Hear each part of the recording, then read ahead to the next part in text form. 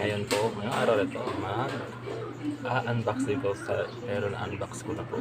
Na-unboxing ko tayo ng Kaisa Villa. Kaya po ako bumili nito kasi mahilig po ako sa kusina. Ngayon, unahin ito ang pinakamalaking pot nila. Napakaganda. Rose gold talaga po. Tapos nakalagay pa dito Kaisa Villa po talaga siya. Napakasulit po talaga. Almost 2,000 na po na bayaran ko. Ito yung takip niya.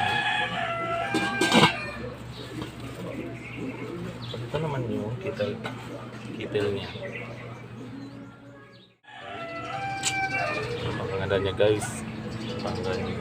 Napakaganda niya mga opa. Kasi parang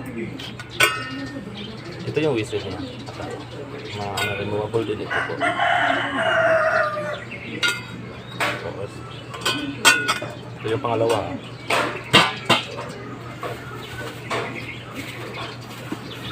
Ito naman yung susunod na sunod sa malaking pot.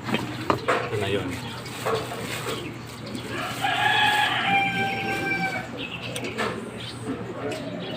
Sulit talaga yung pera ko ba. Pinagbili ko nito. Tigas.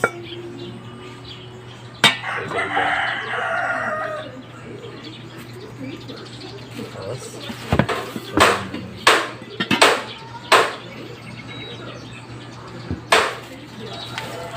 ito yung takip niya. Then ito yung pinakamalaki sa pangalawa. Ito naman yung pangatlo.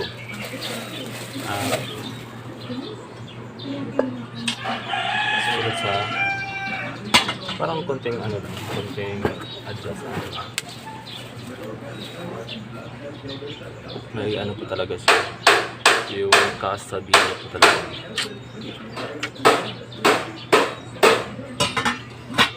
And then ito yung na may holder.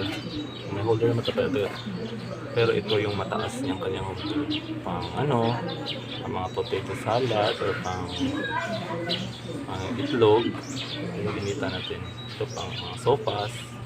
May hawakan po siya. Napakaganda niya guys.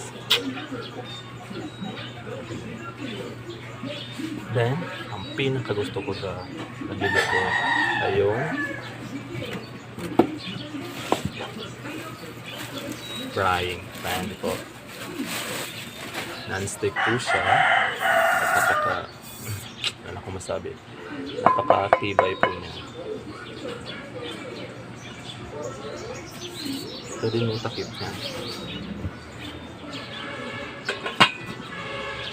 Diba? Mabigat pero sulit. Sulit talaga.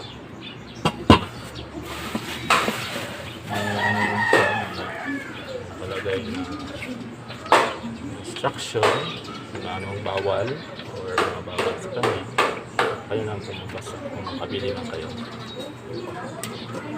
Ito na po. Hindi ko pa po siya malutuan agad kasi binili ko po talaga itong cookware para sa induction cooker ko kasi nag-ship ako ng lutuan from gas stove to induction cooker po. Titingnan ko po yung kung mababa ba yung mga gastos namin kasi yung gas stove namin parang isang buwan at kalahati lang po, kaya try ko po yung induction cooker kasi marami pong review na mababa daw yung kuryente kasi malakas siyang uminit at madaling uminit. Kasi ito compatible po talaga siya sa yung binili kong cookware, compatible po talaga siya sa induction cooker. Kaya sa sunod na vlog ko, try na ako magluto at mag-unboxing din po ako